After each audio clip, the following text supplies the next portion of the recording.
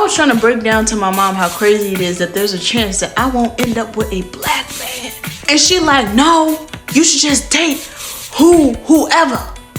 Don't be just saying that you gonna date outside your race and that. I genuinely want to know why black men make dating so difficult. But that's the thing though. Is dating made difficult by black men? Or is it difficult dating black men? So much appreciation, guys. I'm glad you stopped by. If this is your first time here, consider subscribing to the channel. For my returning subscribers, I appreciate your love and support, and for all those who are sending comments, guys, I appreciate you. Thank you so much. In today's video, we'll be looking at this topic, but before we dive into that, I wanted to pass something across. The videos that I'm putting across are a collection of TikTok videos, so whatever you hear here are just people's opinions on this particular topic. But your opinion is what matters. Your contribution is what matters. It's worth your time. So just listen and leave your thoughts in the comment section. Let me let you listen to the few stitches that I put across, and I'll be back so that you can discuss. Continue on. Enjoy the rest. Black men are the hardest group of men to date. And if you don't believe me, you can look at the divorce rates. Black men that marry black women get a divorce rate that's at 100% higher than the average. Black men that marry white women are at a 200% divorce rate increase. Black women that date non-black men are anywhere from 20 to 44% less in divorce rate. Why am I saying this? I'm saying this because most black women are dating and marrying black men, and there are certain challenges involved with that I think are important, so I wanted to share those with you so you understood. Am I saying that I don't want you to be with a black man? Not at all. 2/3 of my clients actually end up with black men, but I want to make sure that you're vetting them very well so that you get healthy, healed black men. Okay, so what am I talking about? First, let's talk about mom. Girl, in the 90s, 75% of the households, black households, were single mother households. So black men generally have two relationships with their mother. Either they were a mesh, so entitled, and they think that they're the prize and they are looking for women to be mothers, or their mother was very highly critical, judgmental. So a lot of black men are actually running away from black women because they're running away from their mothers. So a question that you want to ask if you're dating a black guy is ask him about his relationship with his mother. Yeah? Okay, number 2, money. Unfortunately, because black men are less educated and some, systematic prejudices, racism, discrimination, black men are not making as much money as probably they need to be. But recently I visited the University of Oregon, and I got to go to their Black Cultural Center and present for Black History Month, and while I was there I noticed that there's not a lot of black folks in Oregon, and I wanted to know why. The history is racist as hell. Back in 1844, when chattel slavery was still legal in the United States, new states started to figure out, hey, we're a new state, we have all the stolen land, how should we deal with the issue of slavery? And then there started to be free states, states that didn't have enslavement, and states that were slave states, or states that had slavery. But what Oregon decided to do when it became a territory and then a state was to ban black people entirely. And the way this has been taught has been so racist and inaccurate. Basically, it's been made to seem like the white people who were in Oregon, who were founding the state, were so benevolent that instead of having families be torn apart over the issue of enslavement and the moral quandary that it is, we should just ban black people for their own good. Which, has many layers of wrong. And the interesting thing is that they didn't completely ban black people. They had a 3-year limit where black people could live in the state, and then after those 3 years, they had something called lash laws, which legally mandated that black people be beaten over a period of 6 months repeatedly until they left the state. And even those incredibly racist and violent laws were framed as being benevolent because at least the people weren't getting lynched. And researching or learning about something like that is a type of thing that makes you just take aback and rewrite your entire keynote speech, which is what I did. So I completely threw out my other speech on Black history and decided to make one very specific to the state of Oregon, the racist history behind the lash laws and these different restrictions going back to 1844, the displacement of Native Americans, white privilege, and so many other conversations. I think it went pretty well, but it also made me think about the fact that it all started with me just thinking, there's not a lot of black people that I'm seeing in Oregon. Why is that? And so now I know and you know, and that's fantastic, but it also made me think about the fact that we should be looking into more things that we just take for granted. No, your neighborhood isn't mostly white just because that's how it ended up. It's usually because of racism and segregation. So I hope it encourages you to look a little deeper into your history and know it's not still Black History Month, but that's something that should be celebrated and acknowledged year round. Also, they're making less money than black women. So, and this is the only kind of racial group where this happens. And so it is very hard to find a black man that is making more than you. And if that is the case, oftentimes black men will feel emasculated and often try to humble you and control you because they don't feel like they're in financial control. So that makes it a little bit challenging when you're dealing with black men. You want to ask him what he does, right? You want to ask him, and then you want to Glassdoor that mofo, girl. You also want to ask him how many people he manages, right? Because if he can't manage people professionally, you probably can't manage people personally. Thirdly, you want to ask about the men in his life, his mentors. A lot of black men actually don't have many mentors, so it's really weird to say, and it feels very archaic, but it's very true, and it is this. A man is looking for an alpha man to kind of check him. That is kind of the orders of operation, PEMDAS, if you will, in terms of how to kind of raise a man. And so if he doesn't have mentors, a father, other elders to kind of keep him in check, he's going to be out here kind of roaming the streets like many of them are. So you want to ask him, who are his male role models and mentors? Okay. Fourthly, you have to understand something. There are 100 black women to 88 black men. So what that means is, and if you went to college, you understood this gender ratio gap. It means that oftentimes men have more power because there are fewer of them. So It's just so weird to me. Like sometimes, a majority of the time, I don't see a lot of black men. I think this is weird, especially like when I'm going to school, like when I was getting my degree in like my art degree,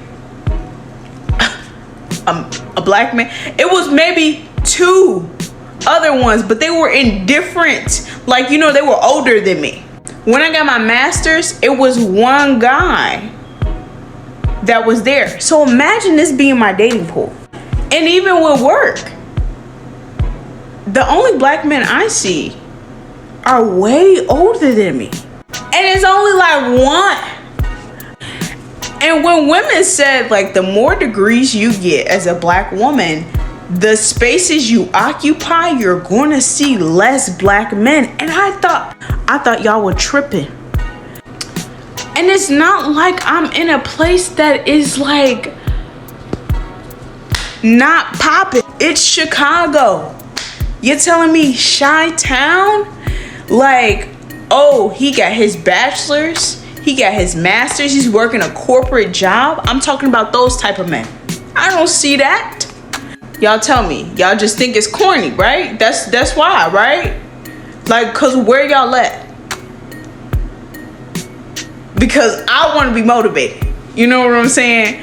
I want to, every single time I see, you know what? I see him got himself together. I see that brother walking. I might just risk it all today. I can't say that. I'm trying to see where the eye candy is at. You know, I'm trying to see him have a nice cut with the waves. You know what I'm saying? Looking nice, business casual with some cologne on. Had me rethinking my life. Where are y'all at? I know y'all exist. Where are y'all? I'm scared to get my PhD because if I swear to you, I step on that campus, I've already looked at the data sets of all the schools that I applied to. Ain't a lot of this. Ain't a lot of this nowhere. It's about to be our month, and I'm thinking to myself, girl, this is it. I ain't gonna see it. So it means that they're going to have lower commitment rates and higher abandonment rates because they're going to have other women waiting for them, which isn't necessarily the case for black women because there's so much more of them. And if you are in a bigger city, it's going to be even worse, right? It's actually like 20-25% more black women than black men. So it makes it harder to date them. So when you're asking about kind of his commitment level, you want to ask him how many relationships he's had that has lasted more than a year, okay?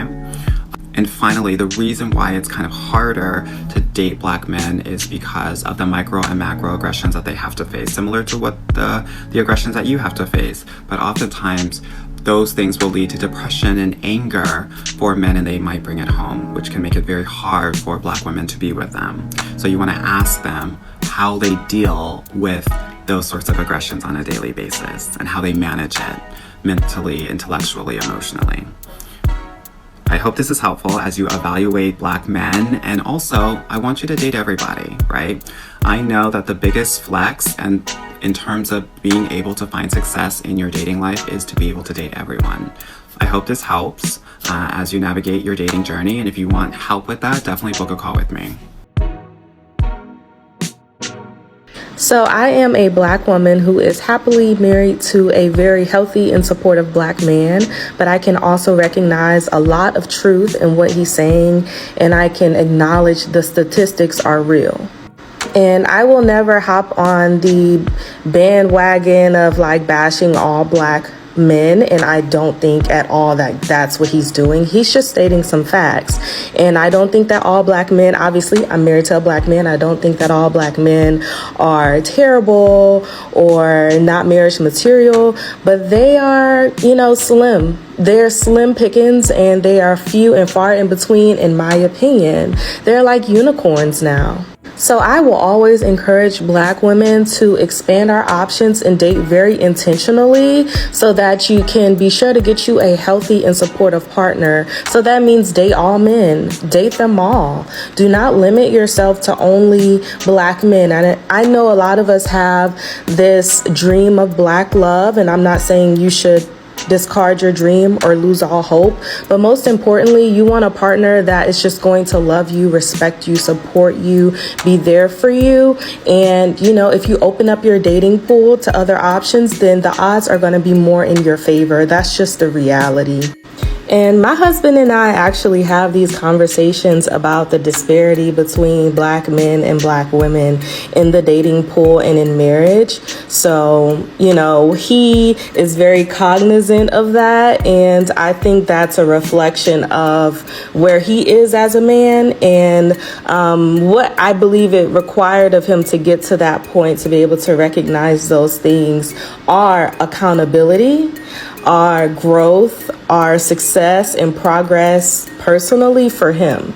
And I'm saying that to say the Black men that can be honest and truthful about the statistics, about the reality of dating amongst the Black community are those unicorns. They are those men that are hard to come by, but they do exist.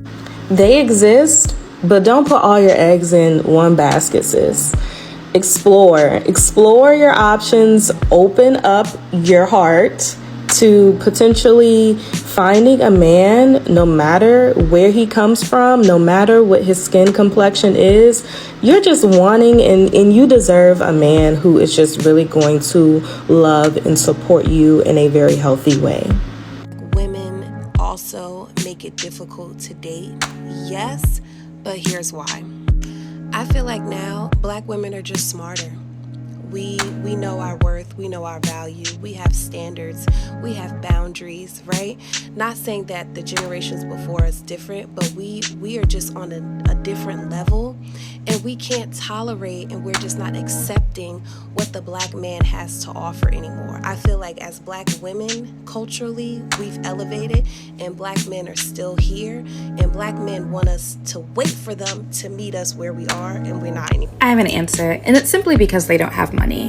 So I've been thinking about this a lot as it relates to my personal dating life. A lot of my friends who are Black women who are in their late 20s, early 30s, who have been struggling with dating, who prefer to date Black men, and have been doing it in comparison to my white peers and some peers outside of like other races, but specifically my white peers, as to why we all went to similar schools. We all went to similar schools. We all have similar educational backgrounds. We all work similar jobs. For bar, we would say we would live very similar lives, except I just oscillate in primarily Black spaces and they oscillate in primarily white spaces. With that said, I think it's because white people, but specifically white also men, are raised in the way that they have generational wealth, but a generational wealth mindset, meaning that they saw their parents get paired off and married, within their 20s. They have grandma's ring and heirlooms. They have a house that they know that they will inherit. They have a mindset knowing that even if they lose their job at Goldman Sachs or in tech or whatever, that they have this sort of privilege that they know that they'll always be fine and they know that they'll always be able to take care of their family. So even though they're in build mode, they're not necessarily worried that they would lose everything. And I think that mindset is different for Black men, meaning that they spend a lot of their 20s and even in their early 30s really trying to play a game of like financial catch up, really trying to get themselves established. And because they're playing that game, they play games in other areas, meaning that they don't necessarily take things seriously in terms of getting married, having kids, buying a home, starting a family, because those things require money. And if you don't have it, they're not necessarily going to, I guess, just take those things seriously. And again, I was just really thinking as to like why I'm in my late 20s. A lot of my friends are in our late 20s to early 30s, and we're still like dating and on dating apps and dealing with games and all the shenanigans that come with dating Black men.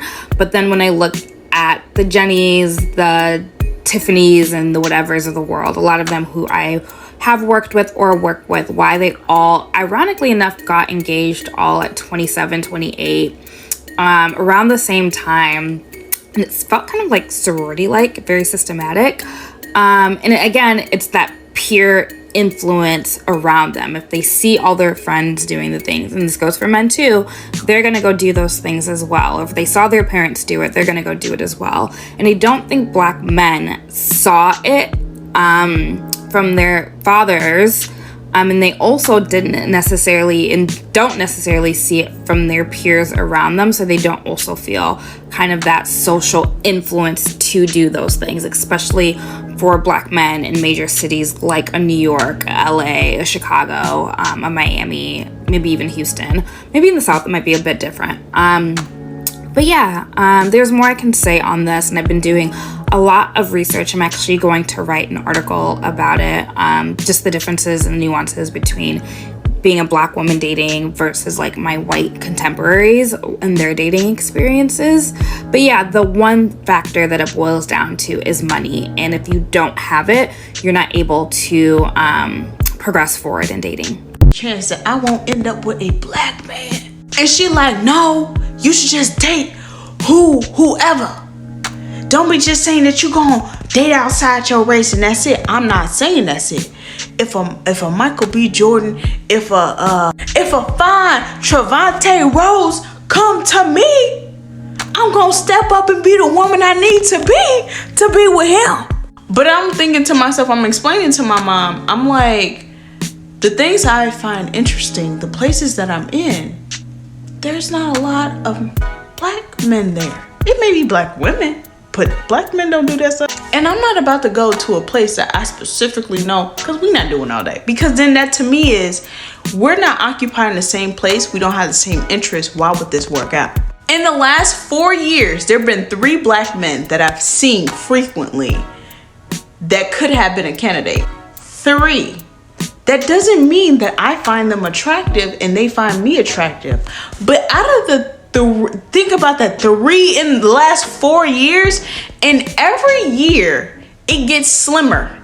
Because this year, I haven't seen nothing, and I know it's a new year. But as somebody, I'm not even living in a place that is like you don't see anybody. There's a rural Chicago. And before you're like, there's a lot of Black men. Look at me.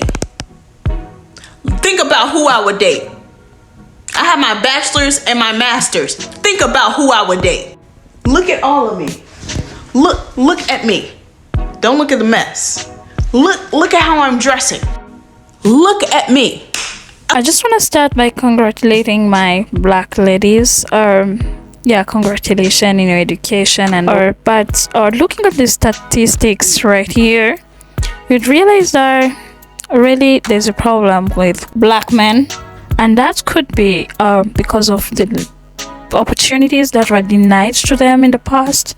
And I don't know what about now, but that could be one of the problems.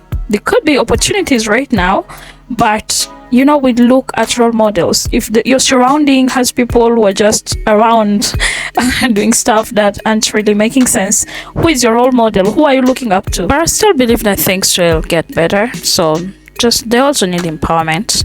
That we're living in a society where we're always looking at women's empowerment, but are we really looking at men empowerment? Because we are going down there. So if men are down the track and you're trying to wait for them to go up, who is raising them? So we need women who stand up for men now, because now I'm feeling like the circle, there's a paradigm shift that has happened. So let's find out a way to raise our men instead of putting blames on them all the time, and it will be possible. And for those white ladies, black ladies rather, who are focused in finding black men, it is possible. So empowerment is the way to go. There could be a lack of opportunities then, but I just want to tell my black men right here to rise up, rise again above your difficulties, get out of your comfort zone. Nobody will give you freedom. You have the freedom. Freedom is a mindset, so run with what you have. So don't really think about the boundaries that you have. You can break through those boundaries and be able to become the person you should be. You know, if ladies are saying that they're looking down, like you guys are just down there. I don't know what to say, how best to put this, but there's need for improvement. These are my thoughts on this video. Don't forget to leave your thoughts kindly. I love interacting. Don't forget to click that like button. Subscribe to the channel, guys. I love interacting. There's nothing. I'm so happy to read comments from people. Engagement is what I love. Engagement is the reason why I'm posting videos. If I have less engagement, I'll disappear, but I'm sure that you won't let me down. Goodbye for now. I appreciate your love and support. Thank you.